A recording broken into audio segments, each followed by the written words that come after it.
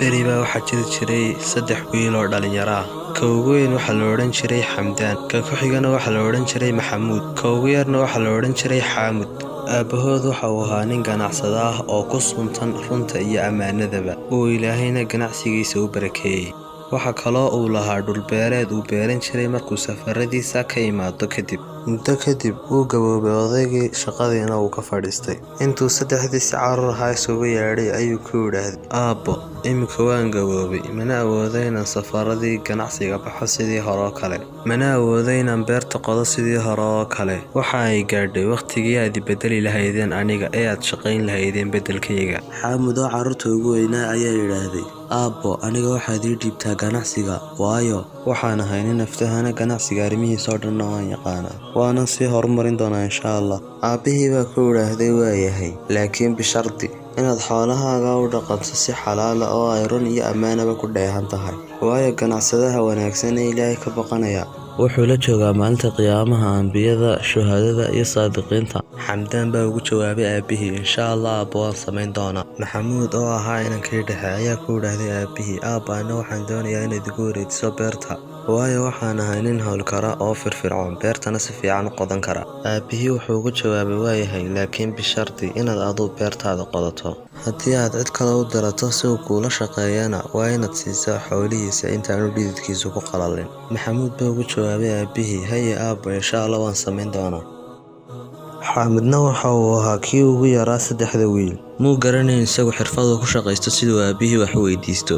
Aabbihiina muu lahayn shaqo saddexaad oo uu ka shaqayn jiray si uu Xaamud ugu wareejiyo. Wax kaloo soo hadhayna muu jirin oo aan ka ahayn gudin beerta dhex taallay oo uu aabbihii isticmaali jiray markuu u baahdo si uu xaabada ugu soo gurto. Intuu Xaamud gudintii qaatay ayuu dhigay qayb ka mid ah qolkiisa, xaggaasaanu ku ilaabay gudintii.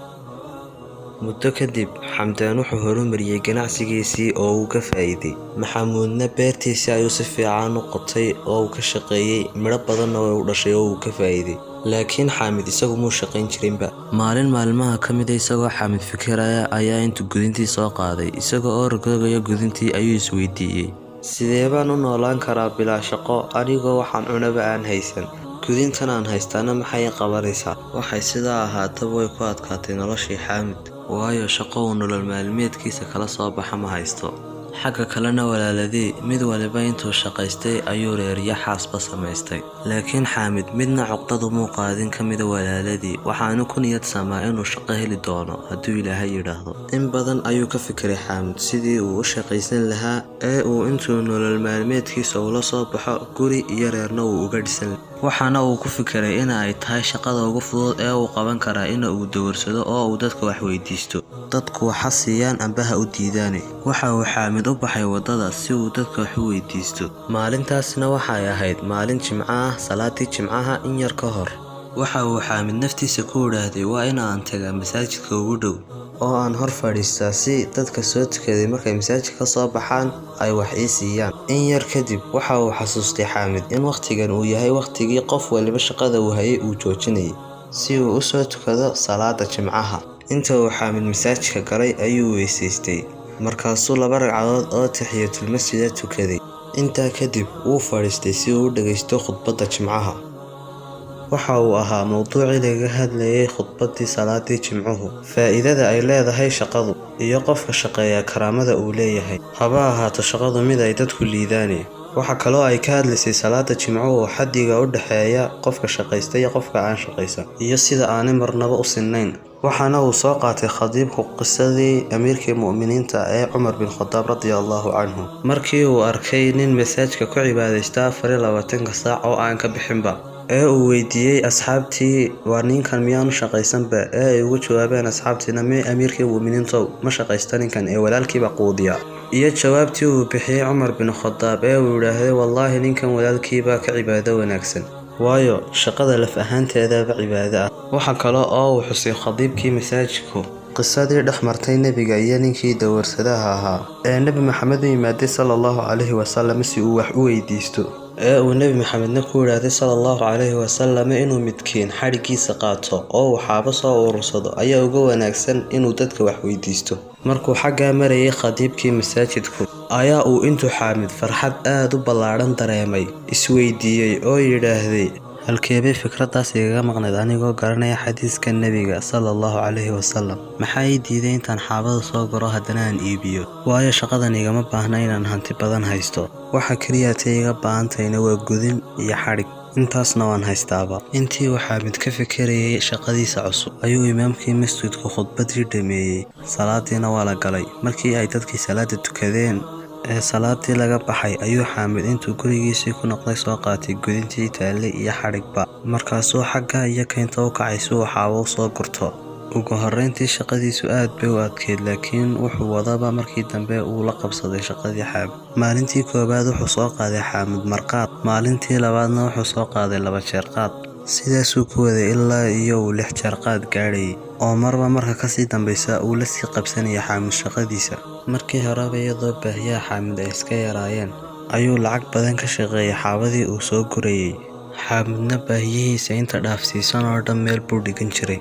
markuu in muddo urursanay Xaamid lacagtii ayay badatay, guribaana uu ku iibsaday, waxaana uu baadigoob u galay si uu u raadiyo gabadh wanaagsan oo uu guursado. Markii uu helayna wuu guursaday, waxaana uu dhalay 2 gabdhood iyo wiil. waxa ay maalmaha iyo bilaha iyo sanadaduba socdaan, Xaamid waxa uu ka mid noqday maalqabeenka tuuladiisa, oo waxa uu hantiyay Xaamid dhul beereed uu beerto iyo geel, ari iyo lo'. danyarta tuuladiisa deganna aad bay u jeclaayeen maadaama uu sadaqada u siin jiray si toosa iyo si dadbanba. Xaamid waxa kale oo uu ahaa waalid adeec, oo waana uu maqli jiray wax waloo ay doonayaan uu samayn jiray. markii walaaladii midna ay beertii ka burburtay, midna uu ganacsigii ka baaba'ay, Xamdaankii ganacsada ahaa ganacsigiisii uu ka burburay khiyaamadii iyo qishkii uu la yimaaday awgeed. markay dadkii ogaadeen cidna waxba kama iibsan jirin, cidna waxba kama iibin jirin. sidaasaanu ku khasaaray oo uu ku noqday nin faqiira oo dawarsada. Maxamuud bay noqotay, isagu wuxuu ahaa mid caajisa oo intuu beertiisa dad u dirto si ay ugu soo qodaan, marka dambena ku idhaahda igu lahaada waan idin siin doonaa lacagtiinii. siduu sidaa ahaaye sidaa ugu waday ayay deyntii isku gaadhgaadhay ilaa iyo heer uu ka gaadhay uu bixin kari waayay deyntii. ugu dambayntiina beertiisii buu xalaashay oo uu iibiyey si uu iskaga bixiyo deyntan dul saaran. intaa kadibna waxa uu noqday nin faqiira oo aan waxba haysanba.